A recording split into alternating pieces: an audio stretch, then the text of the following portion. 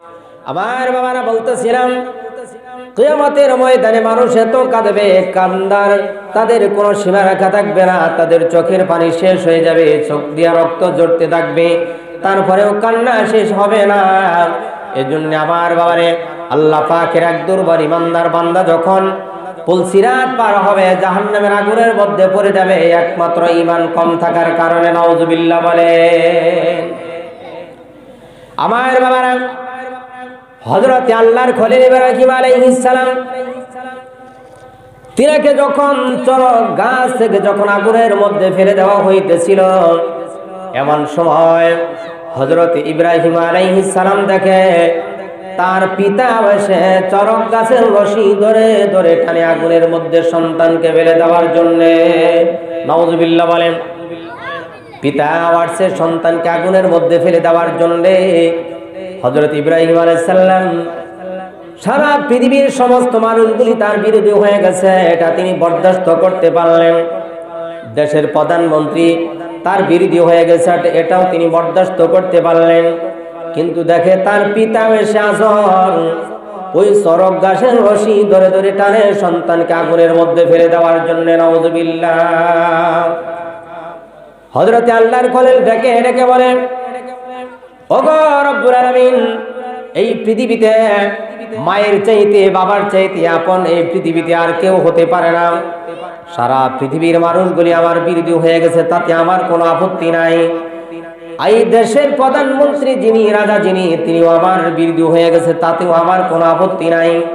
প্রভু গো, দেখো আজকে আমার বাবা চরক গাছের রশি ধরে ধরে টানে আমি ইব্রাহিমকে আগুনের মধ্যে ফেলে দেওয়ার জন্য।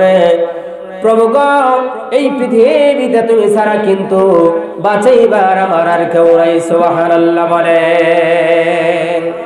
আল্লাহ পাক রব্বুল আলামিন সঙ্গে সঙ্গে কোরআনে কারিমের আয়াত নাজিল করে জানায় দিলেন, কুল্লা ইয়া নারু কুনি বারদাও ওয়া সালামান আলা ইব্রাহিম। আল্লাহু আকবার বলেন। আল্লাহ পাক রব্বুল আলামিন বলেন, রে গো আমার খলিলের জন্য, আমার ইব্রাহিমের জন্য তুমি শান্তিদায়ক ঠান্ডা হয়ে যাও। এবার হযরত ইব্রাহিম আলাইহিস সালামের জন্য আগুন শান্তিদায়ক ঠান্ডা হয়ে গেল। সুবহানাল্লাহ বলেন। আমার বাবারা, এজন্য ঈমান এমনই একটা জিনিস, সে আগুনের মধ্যে যখন হযরত আল্লাহর খলিল পড়ে গেলেন, আল্লাহ পাক রব্বুল আলামিন ঈমানের বদৌলতে, আল্লাহ পাকের মহব্বত ভালোবাসা দিলের ভিতরে থাকার কারণে আল্লাহ পাক রব্বুল আলামিন সেই জাহান্নামের নমরুদের আগুনকে সেটা আল্লাহ পাক রব্বুল আলামিন ফুলের বাগানে পরিণত করে দিলেন। কবি সাকসাদি রহমাতুল্লাহি আলাইহি বলেন, আকে লুতফে কেশরায়ে জহারে কর বা খলিল আসনারের গুলজারে কর, আকে বামর গে হাওয়া মাগে দেহার বন্দেগারা দৌলত শাহিদ হাদ, এক জামানা সোহবতে বাউলিয়া বেহতর সদ সাল তু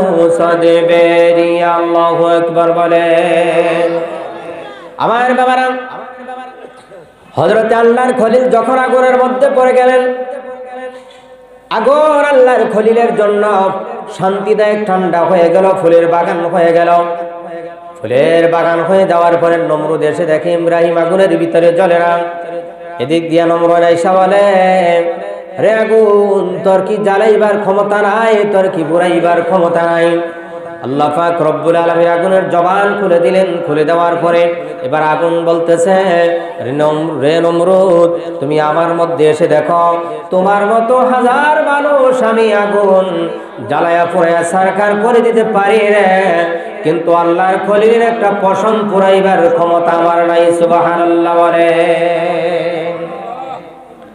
ঈমানের পথে অবিচল রেখে আমার মরণ যেন হয়। আল্লাহু আকবার বলেন।